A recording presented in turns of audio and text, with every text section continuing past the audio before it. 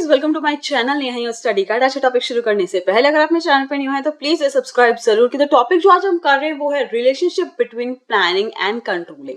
दोनों ही फंक्शंस है मैनेजमेंट के, planning, organizing, staffing, directing and controlling functions है हमारे सारे मैनेजमेंट के। अब आज हम लोग रिलेशन देखते हैं कि प्लानिंग और कंट्रोलिंग दोनों फंक्शन में रिलेशनशिप क्या है। Planning and controlling are inseparable twins of management. दोनों ही ऐसे फंक्शंस हैं मैनेजमेंट के जो कि इनसेपरेबल हैं, ठीक है, जिनको सेपरेट नहीं किया जा सकता। The planning and controlling function of management are very closely related. दोनों ही फंक्शंस ऑफ मैनेजमेंट क्या है, क्लोजली रिलेटेड है एक दूसरे से।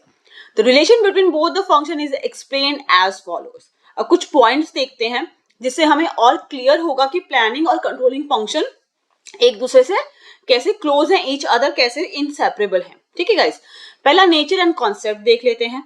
Planning is a basic function of every enterprise. As in planning we decide what is to be done, how it is to be done, when it is to be done and by whom it must be done। हम already planning function जब पढ़ रहे थे इसका management का, तो उसमें हमने क्या पढ़ा था कि प्लानिंग क्या होता है। बेसिक फंक्शन है हर एक ऑर्गेनाइजेशन का। कोई भी गोल अगर ऑर्गेनाइजेशन सेट कर रहा है, एक ऑर्गेनाइजेशन है वो स्टार्ट हुई है, सबसे पहले अपना वो गोल सेट करेगा कि हाँ मुझे ये गोल रखना है, ये मुझे गोल अचीव करना है, जिसके लिए सबसे पहले वो क्या करेगा, प्लानिंग करेगा। ठीक है, आप कोई भी बिजनेस स्टार्ट करते हो या कोई भी बिजनेस अगर आप रन कर रहे हो तो सारी चीजें उसमें प्लानिंग के हिसाब से की जाती है। पहले प्लान करते कि हाँ भाई ये काम ऐसे ऐसे करना है, उसके हिसाब से आगे काम किए जाते हैं। ठीक है, तो प्लानिंग फंक्शन में क्या डिसाइड होता है, what is to be done, क्या करना है, कैसे करना है, कब करना है और किसके द्वारा क्या काम किया जाएगा, by whom it must be done. ठीक है, कौन क्या काम करेगा, प्लानिंग में सब कुछ मेंशन किया जाता है। Planning bridges the gap between where we are standing today and where we want to reach. Planning से हमें क्या एक गैप होता है, जो हमारा गैप होता है कि भाई हाँ आज हम कहाँ स्टैंड करें और हम कल को कहाँ पहुंचना चाहते हैं, क्या अचीव करना चाहते हैं, उसमें कौन हेल्प करता है, प्लानिंग हेल्प करता है ये गैप कम करने में। जैसे कि अभी हम लोग जो है क्या है, आप एक स्कूल स्टूडेंट हो, ठीक है, या कॉलेज स्टूडेंट हो या स्कूल स्टूडेंट हो, ठीक है, आप यहाँ पे क्या करो, स्टडीज कर रहे हो। अभी आप कहाँ स्टैंड करो, you are studying right now. ठीक है, आपका कोई ना कोई गोल तो होगा जो आपको रीच करना है। ठीक है, अगर हम स्कूल की बात करें, 12th के बोर्ड्स एग्जाम की बात करें, तो आप अभी 12th क्लास में हो। ठीक है, आपका कोई ना कोई गोल हुआ कि हाँ भाई मुझे 12th में इतना स्कोर करना है, या मुझे इस कॉलेज में एडमिशन लेना है, मुझे इतनी परसेंटेज चाहिए है अपने एग्जाम में। ठीक है, आपने अपना एक गोल सेट कर ले कि हाँ मुझे यहाँ पहुंचना है, मुझे ये परसेंटेज जो है लानी है, या मुझे इस कॉलेज में एडमिशन लेना है।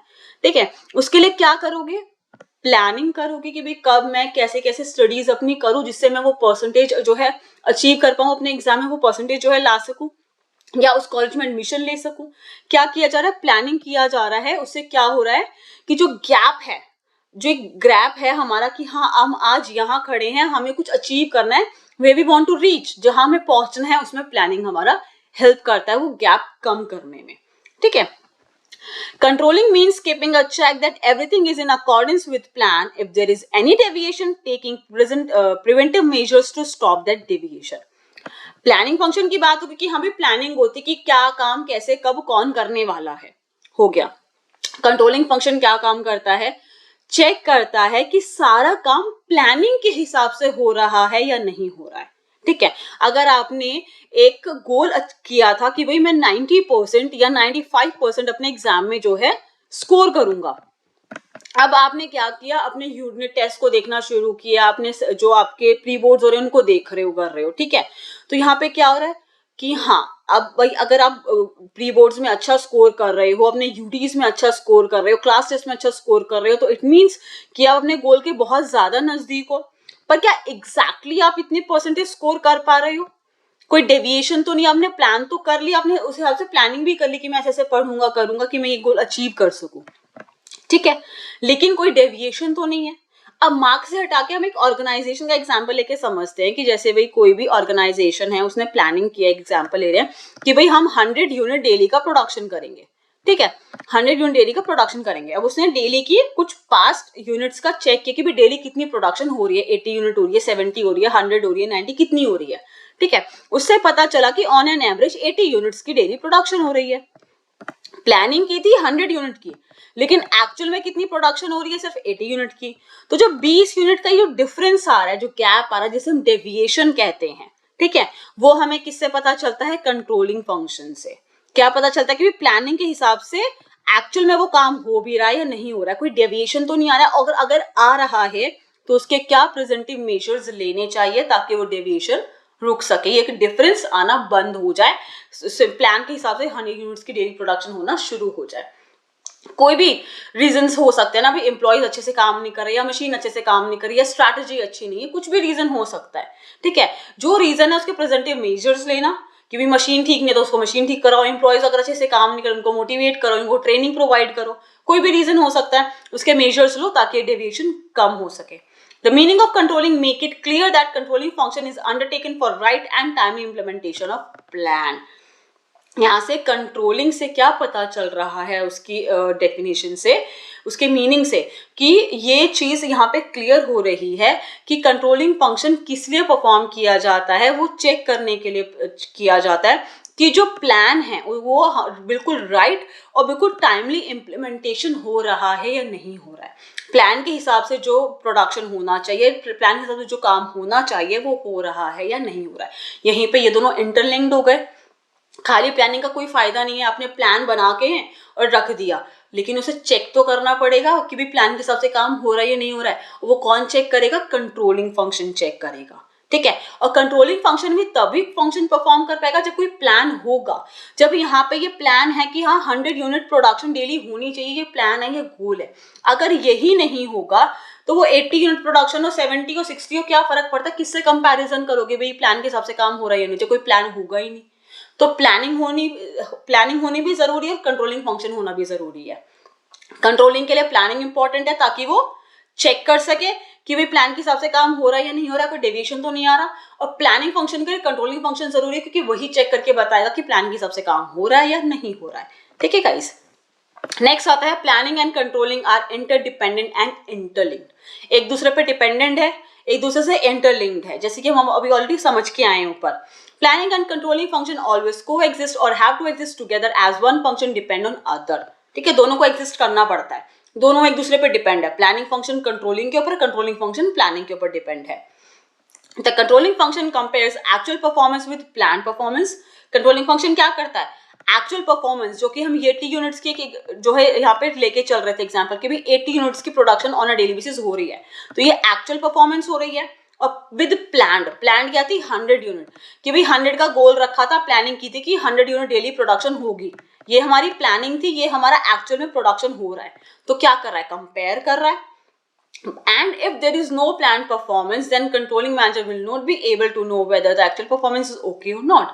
अगर यही नहीं होगा, 100 यूनिट ही नहीं होगा, तो पता कैसे चलेगा कि वो सही परफॉर्मेंस कर रहा है, परफॉर्मेंस ओके है या नहीं है, किससे कंपैरिजन करेगा, कंट्रोलिंग फंक्शन, ठीक है। On the other hand the planning function is also depend on controlling function, as plans are not made only on papers but these have to be followed and implemented in the organization.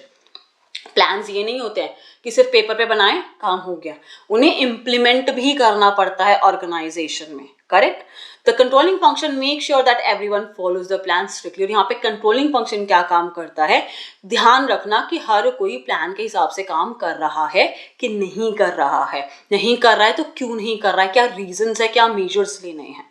Continuous monitoring and check in controlling function make it possible that everyone follows the plan. Continuous monitoring होती है, employees पे ध्यान रखा जाता है, हर चीज पे ध्यान रखा जाता है। कंट्रोलिंग फंक्शन अपना अच्छे से परफॉर्म किया जाता है बाय द मैनेजर, तभी वो पॉसिबल हो पाता है कि हर कोई प्लान को फॉलो कर रहा है। Make it possible, controlling function ये जो पॉसिबल करता है कि हर कोई प्लान को फॉलो करे, क्योंकि जब आपके सर पे कोई बैठा हो ना कि हाँ वो चेक कर रहा है कि हम ढंग से काम कर रहे हैं नहीं कर रहे हैं, तो आप डिसिप्लिन के साथ करोगे काम, ठीक है। कोई भी काम में वो ना आनाकानी करने की कोशिश कम करता है, कोई भी एम्प्लॉय होता है, करेक्ट। तो वही चीज हो रही है यहाँ पे, जैसे कि क्लास में टीचर आपके ऊपर नजर रखी हुई है, तब आपका शैतानी करना थोड़ा डिफिकल्ट हो जाएगा क्लास में, ठीक है। किसी से बात करना कि भाई आप गॉसिप कर रहे हो या अपना ध्यान उधर उधर कर रहे हो या फिर शोर मचा रहे हो, थोड़ा पॉसिबल कम होता है कि क्यों, यहाँ पे आपके टीचर ने आपके ऊपर प्रॉपर चेक रखा हुआ है। ऐसे ऑर्गेनाइजेशन में भी होता है, ठीक है, तो प्लानिंग के लिए कंट्रोलिंग फंक्शन होना जरूरी है ताकि प्लान के हिसाब से लोग काम करें सारे एम्प्लॉइज, और कंट्रोलिंग फंक्शन के लिए प्लानिंग का होना जरूरी है क्योंकि वो तभी कंपैरिजन कर पाएगा। नेक्स्ट आता है planning and controlling functions both are backward and forward looking. Planning और कंट्रोलिंग दोनों ही बैकवर्ड और फॉरवर्ड लुकिंग फंक्शन है। Controlling is backward looking because, like a post-mortem of past activities, the managers look back to previous year performance to find out its deviation from standard. ठीक है, अब controlling function backward looking कैसे है, क्योंकि controlling function जो comparison कर रहा है कि हाँ भाई 100 यूनिट्स की हमारी एक प्लानिंग थी, हमारा एक स्टैंडर्ड था, एक टारगेट था 100 यूनिट की डेली प्रोडक्शन का, एग्जाम्पल से समझ रहे हैं, ठीक है। और हम लोगों ने चेक किया ऑन एन एवरेज, पीछे कुछ टाइम की हम लोगों ने एक्टिविटीज चेक करी, उससे चेक किया कि भाई 80 यूनिट्स का प्रोडक्शन हो रहा है। तो क्या कर रहा है, बैकवर्ड लुकिंग ही है ना, पीछे जो परफॉर्मेंस ऑलरेडी हो चुकी है, जो यूनिट्स ऑलरेडी डेली प्रोड्यूस हो चुकी हैं, उन्हीं को ही देख रहा है, correct. Planning is also backward looking because planning is guided by past experience and feedback of report of controlling function. ऐसे ही planning भी backward looking होता है क्योंकि planning भी पीछे के जो past experience होते हैं, जो organization में already planning हो चुकी है, उनसे experience लेते हुए, उनको ध्यान में रखते हुए आगे नई planning की जाती है।